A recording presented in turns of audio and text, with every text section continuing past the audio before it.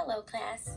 Today I will be telling you why personality is capable of evolving and not just constant throughout lifespan. There are many different factors that aid in forming our personality. Some of these factors may include relationships, experiences, perceptions, culture, religion, among many others. Take for instance a child. When a baby is born, he or she is born with an empty mind. It is like a blank piece of paper that needs to be written.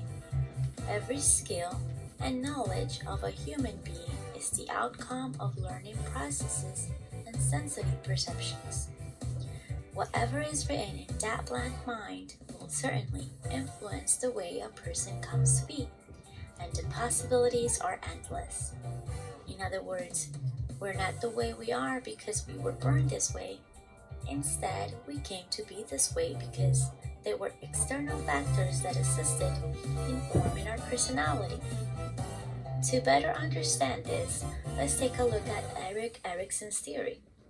His theory focuses on the development of personality through different stages of life.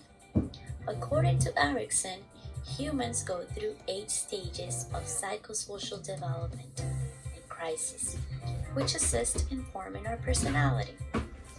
In the first category, we have the infancy period, which is the first year of life. In here, babies acquire the basic need through their parents. Trust and distrust is the first crisis experience. This happens when the basic needs are either met or not met.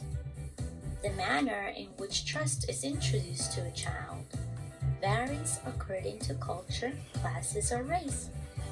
Here, we're able to see the first contact of influence and personality in a baby. Yet, the tie between the mother and father will establish different bonds throughout life.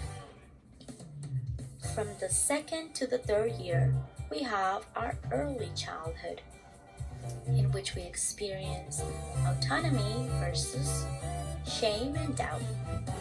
Here, the child tries to become autonomous and self-willed. The development of motor skills opens the path for independence, but also acknowledges there are things the child cannot do for itself and requires an adult. The experiences resulting from these factors will eventually become part of its personality formation. The play age begins at the age of 4. What Erik Erikson called initiative versus guilt. This is when the child becomes aware of their sex. Girls play with dolls, boys play with cars. They begin to relate to other children. Major development depends on the reaction of the parent. Next, we have the school age from 6 to 12. Industry versus inferiority. For the first time, the child relates to a larger society. The child's absorption of its environment prepares him for the future. They learn adult roles and they're able to perceive those. Inferiority is perceived through failure. This is another opportunity for personality development. Major influence is caused by the way the child perceives the society in which he or she lives. In the adolescence period, which occurs, an identity formation happens from the 13 age through the 19 age. Here, they begin to form an identity based on the accumulation of confidence. Identity confusion happens when they are unclear of their role. The way in which they perceive their role can be greatly influenced by society, norms, the need to adopt to ideologies, culture, environment, and many other circumstances. In between the age of 20 to 35, we have the young adulthood development. Intimacy versus isolation takes place. The individual can become attached to another person. The individual's ability to bond with someone is the attempt to find security. Isolation comes when the individual fails to find security in a relationship.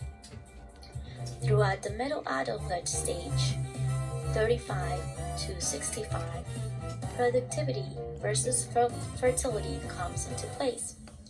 Here, the individual seeks equilibrium. He or she seeks a better future and becomes concerned for providing. The way in which the individual perceives each stage and difficulty becomes another factor for personality influence and development. From 35 to 65 comes the mature adulthood. Generativity versus stagnation is experience. An accumulation of one's wisdom is experience.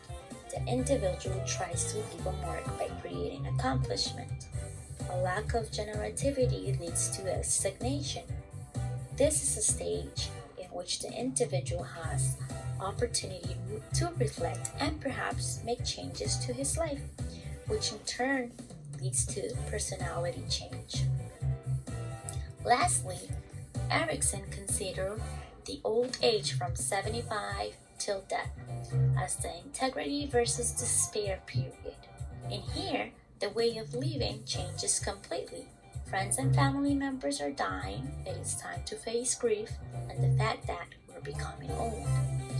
The feeling that life is short or achievement can impact once again the way in which we perceive ourselves.